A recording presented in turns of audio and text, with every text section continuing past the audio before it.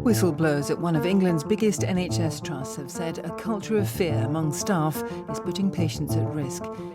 Into University Hospitals Birmingham in response to growing concerns over bullying and poor workplace culture at one of England's largest hospital trusts. A BBC Newsnight investigation broadcast. For the past 6 months, Newsnight has been investigating one of England's worst performing health trusts. At University Hospitals Birmingham. We were repeatedly told it had a toxic culture. I think of the trust in the past 4 or 5 years. The way it has been run really is a bit like the mafia.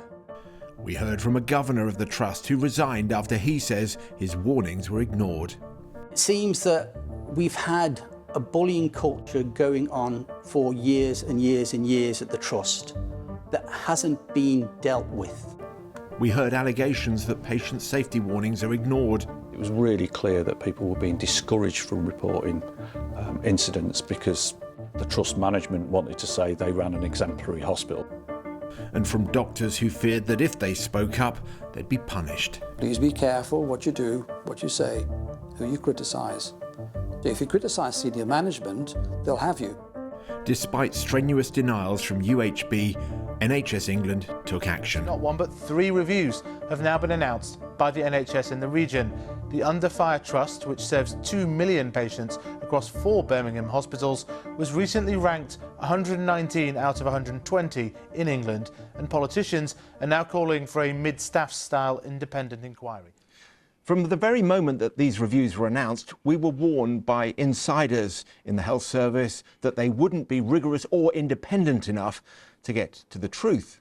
And now, in an unprecedented move, the most senior health service investigator in England, the Parliamentary Health Service Ombudsman, has complained to us that he has been excluded from giving evidence to the reviews. He says he won't be able to share the wealth of information that he's gathered about repeated patient safety issues at UHB. By law and practice, I'm the last resort for people who believe they've had either poor service or have been subject to some clinical failure in the health service. Rob Behrens is the last chance investigator for health service complaints in England. If you're unhappy with how your complaint has been treated, well, the Parliamentary and Health Service Ombudsman and his team may look at it. He says they've had to examine hundreds of complaints about UHB in the last 3 years, more than any other trust.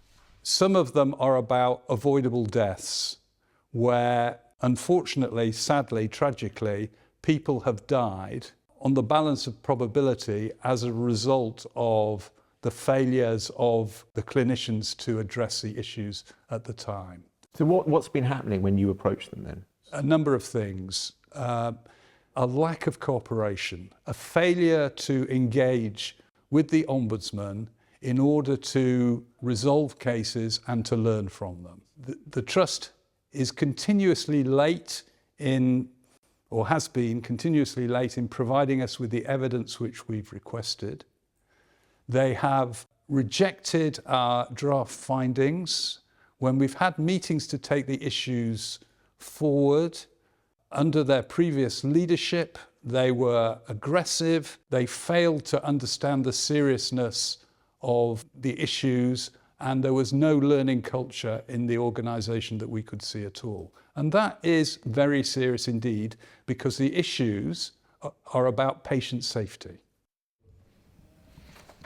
The Ombudsman was so worried about what was happening at UHB that last summer he took the extremely unusual step of issuing what's called an Emerging Concerns Protocol to alert NHS England. This is the first time that I have done it. So that represents the seriousness with which we regard these issues.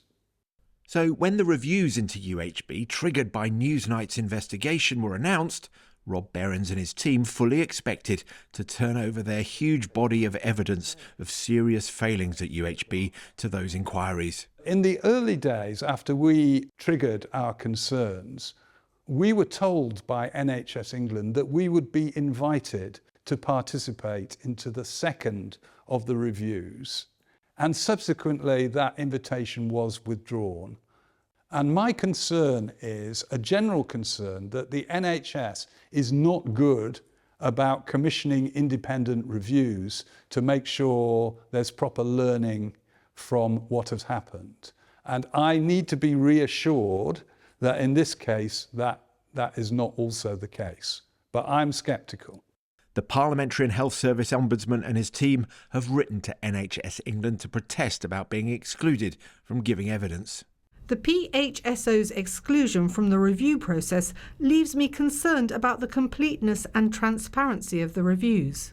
You're sceptical that this is going to be the thorough job that you say needs to happen? Yes.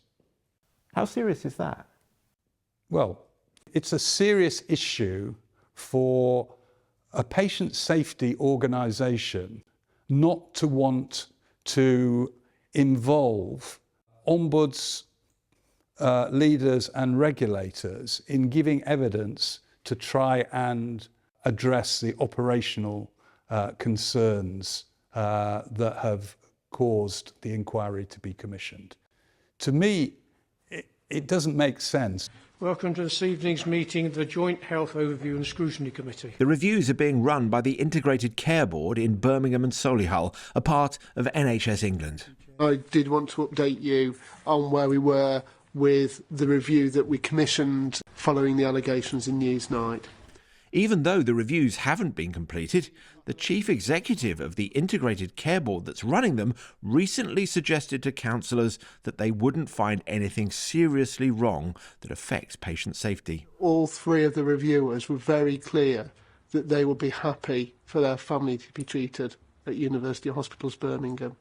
It does not chime with my experience. I'm surprised that at this stage someone would make a statement like that when the first review has taken place entirely in private, so we don't know what evidence has been taken. I would need to see evidence documented before I accepted that view. The Ombudsman is so concerned about what's happening at UHB that at the end of last week he wrote to the Trust management. We've been concerned by the defensiveness of some senior leaders at the Trust in relation to recent and ongoing investigations, eroding confidence that there is a willingness to accept accountability or learn from failings. These concerns are entirely at odds with what the chief executive of the Integrated Care Board has told local councillors. He reassured them that any issues that the Ombudsman may have had with the Trust had, quote, been resolved. And what has happened is that has been the issues that the Parliamentary Ombudsman raised have now been resolved through that process. Is that your understanding? It's not my understanding. The issues in broad terms have not been resolved. A small number of issues have been addressed, but the reason I wrote to the new chief executive was to express my concerns that there was still a lot to do and that we needed convincing that change of culture was going to take place, which would impact on operational practice. UHB told us that they'd responded to the Ombudsman's letter to provide reassurances that his concerns have been taken seriously. They've previously told us that patient safety is always their primary concern. The Integrated Care Board in Birmingham and Solihull told us that although they hadn't heard from the Ombudsman, they would welcome the opportunity to provide assurances to him on the review process. A spokesman for NHS England in the Midlands told us that the 3 reviews have been commissioned to rigorously scrutinise leadership and culture in the organisation to ensure they are providing safe care for patients and that they welcome the offer of support from the Ombudsman's office. The stated purpose of these reviews is to learn lessons and restore confidence in one of England's biggest and most troubled health trusts. But with such a significant voice as the Parliamentary Ombudsman questioning their independence and rigour, that job looks harder than ever.